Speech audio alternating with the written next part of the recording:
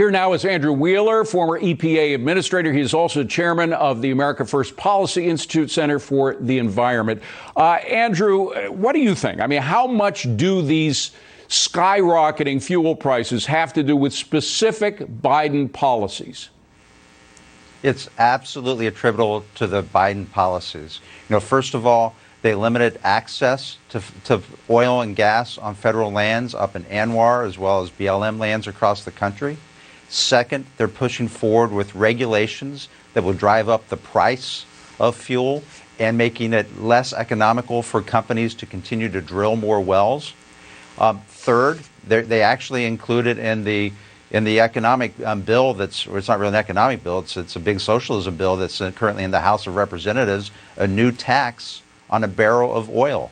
So they're doing everything to drive up the cost of oil here domestically, and they want our foreign competitors, OPEC nations, people who aren't exactly friendly to us at times, they want them to increase their production instead of having the production increased here in the United States. And now word is they want to shut down another pipeline. It's just going to cause prices to go up even more. And the solutions they're talking about are red herrings. Well, and the idea that we would go hat in hand to the Russians and OPEC to get them to produce more after we've already destroyed American jobs in the fossil fuel industry. We produce fuel much more efficiently with less pollution than the Russians and OPEC nations do. So the environment is going to be dirtier, which was their excuse for closing a lot of these pipelines and other things. I mean, it really infuriates me how absurd this is. But then it's also done in such a ham-handed way. I mean, we now see the Canadians are actually taking us to court for the possibility of shutting down the Level 5 pipeline that goes into Michigan. They say it violates treaties, does it? It does. It does violate. It's a 1977 treaty, I believe. At least it's from the 1970s. From that pipeline, we get 22 million gallons of fuel every single day.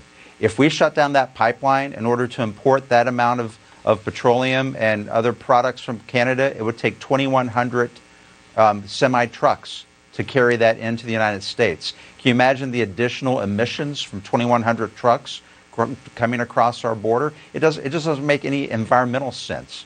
But their long-term goal appears to want to bring up the price of fossil fuels across the board in the long term in order to get people to use more renewables. And I'm all for renewables. I support renewables, but I support a free market and getting to there through a free market. Is there forgive me for interrupting, Andrew, but is there any, there doesn't seem to be any coherent strategy, though. In addition to, you can argue philosophically over what they're doing and what their real intentions are, but the way that it is being done, I mean, not to check in with the Canadians again before they go ahead with this suggestion, and it seems like they are leapfrogging science. That is, they're putting us on a road that hasn't been built yet. I mean, we don't have the capacity to make all these changes in the way that we develop energy. Absolutely. But I do think their long-term goal is to bring up the prices. The prices went up too quickly. And they don't want the high prices at the pump right now before the midterm elections next year. So they're looking at these red herrings like asking OPEC, also tapping into the Strategic Petroleum Reserve. You're only supposed to do that in the event of emergency, like a hurricane or an active war. You're not supposed to use that just because prices have gone up. Well, and it's specifically, you're not supposed to use it if it's a self-inflicted wound. I mean, this is something that was caused by us, and then it wasn't caused by nature or anything, which is what these reserves are for. I want to put up on the screen a chart. I hate charts usually, but this one is instructive because these are CO2 emissions, and as you can see, they've come down all through the time from about 2005 straight down to where they are now. And that's as a result of fracking. That's as a result of fossil fuels technology. And that's been an extraordinary achievement on our part. My fear is that not only will it be bad for American consumers, what they're doing, and already prices, we've seen how they've gone up, but eventually we could be forced to use dirty fuels in order to relieve emergency situations like we saw last winter in Texas. Absolutely. Our CO2 emissions have been going down Under the Trump administration, we actually did 4 regulations to reduce greenhouse gases. And you're right, it's going to subject us to dirtier fuels from other parts of the world and our allies.